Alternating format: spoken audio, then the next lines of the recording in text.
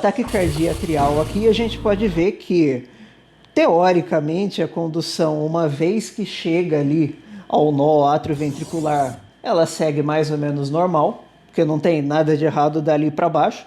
Mas a gente está falando justamente das supraventriculares, então tem alguma coisa de errado dali para cima. E aqui a gente vê que tem um foco atrial ectópico aqui. A gente está originando o estímulo elétrico fora do nó sinusal. E, de modo geral, o marca-passo cardíaco vai ser a célula que está se despolarizando com a maior frequência.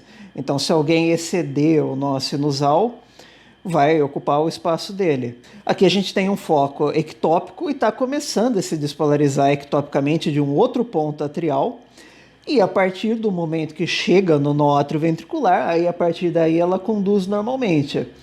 E para mim, assim, quando eu ouvi esse termo pela primeira vez, é um pouco contraintuitivo, porque a gente ouve taquicardia atrial e, bom, taquicardia atrial está se originando os átrios, então acho que isso é fisiológico.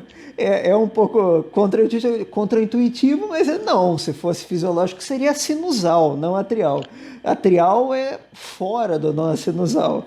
Então, assim, isso às vezes confunde um pouco, mas é naturalmente um foco ectópico. Exatamente o que você falou, né? A taquicardia atrial, ela surge quando um foco é fora do nosso sinusal, no átrio, ele aumenta a sua frequência a ponto de ser mais rápido que o nosso sinusal.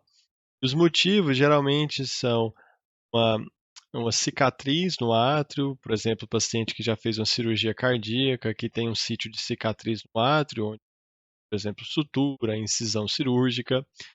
E também algumas situações onde o paciente toma drogas que aumentam a automaticidade atrial, especialmente digoxina, uma droga importante que precipita a taquicardia atrial. No eletrocardiograma desses pacientes, é importante entender que a morfologia da onda P vai ser variável, não entre si, todas elas vão ter a mesma morfologia, mas ela vai depender de onde nasce essa onda P. De onde nasce o estímulo atrial, né? Se for um paciente que tem um ataque cardíaco atrial que nasce no átrio direito, é uma morfologia diferente de um outro paciente que tem um ataque cardíaco atrial onde a onda P nasce no átrio esquerdo. Agora, na maioria das vezes, ataque cardíaco atrial vai ter uma onda P que é diferente da onda P de origem sinusal, porque ela nasce em outro sítio, ela não nasce no nosso sinusal.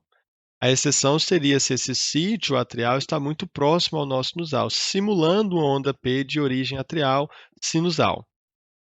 Uma outra maneira da gente identificar ataque cardíaco atrial é quando a frequência dessas ondas atriais, elas são muito rápidas. Quando elas estão acima da frequência sinusal máxima, a gente sabe que não é um ataque cardíaco sinusal. A frequência sinusal máxima, mesmo em situações de muito estímulo simpático, os pacientes não conseguem exceder a frequência máxima no nosso sinusal acima de 220 menos a idade do paciente.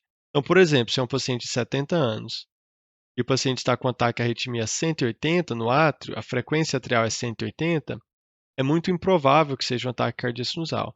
220 menos 70, que é a idade do paciente, né, seria 150. Ah, mas o ataque cardíaco do paciente é 180. Ah, então não é um ataque cardíaco sinusal.